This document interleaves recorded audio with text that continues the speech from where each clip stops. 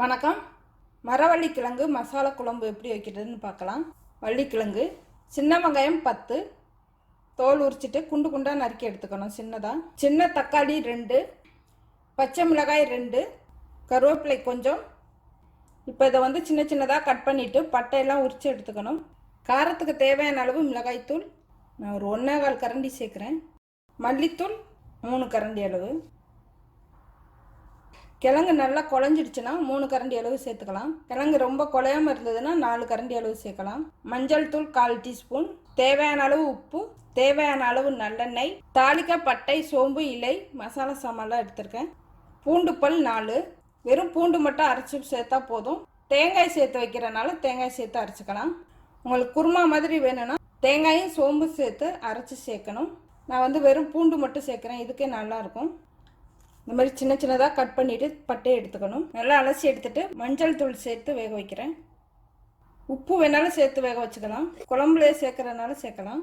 ஒரு 2 விசில் 3 விசிலுக்குள்ளே வெந்துடும். அதிகமாக வேக விடக்கூடாது. சில கிழங்கு மட்டும் வேக ரொம்ப நேரம் ஆகும். கிழங்கு நல்லா வெந்துடுச்சு. 3 விசில் விட்டுருக்கேன். வடிகட்டி எடுத்துக்கணும்.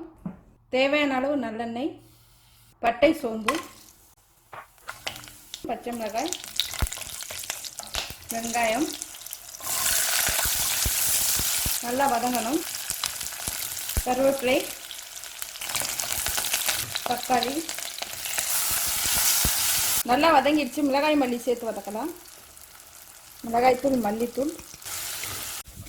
சொல்ல மறந்துட்டேன், வள்ளிக்கிழங்கு 300 கிராம் வேக வச்சிருக்க கிழங்கு. தேவையான அளவு தண்ணி. கிழங்கு மூழ்கிற அளவுக்கு கொஞ்சம் மேலே வச்சா போதும். கொஞ்சம் உடஞ்ச மாதிரி வெந்தால் தான் நல்லாயிருக்கும். கிழங்கு முழுசாக இருந்ததுன்னா நல்லா இருக்காது. இந்த மாதிரி கொஞ்சம் குழஞ்ச மாதிரி இருக்கணும் உள் பக்கம்லாம். ஏற்கனவே கிழங்கு வேக வச்சுருக்கோம், அதனால் உப்பு சேர்த்துடலாம். நல்லா கொதித்து வேக விடணும். பூண்டை நச்சு எடுத்து வச்சுக்கணும்.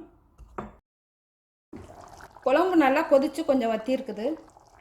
நச்சு வச்சுருக்க பூண்டு இறக்க போயில சேர்த்தா போதும். இப்போ அடுப்பு ஆஃப் பண்ணிடலாம்.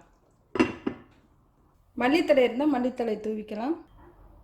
இது சாதத்தில் சேர்த்து சாப்பிட்டா சுவையாக இருக்கும். இட்லி, தோசை, சப்பாத்தி, பூரி கூடவும் சேர்த்து சாப்பிட்லாம். நன்றி.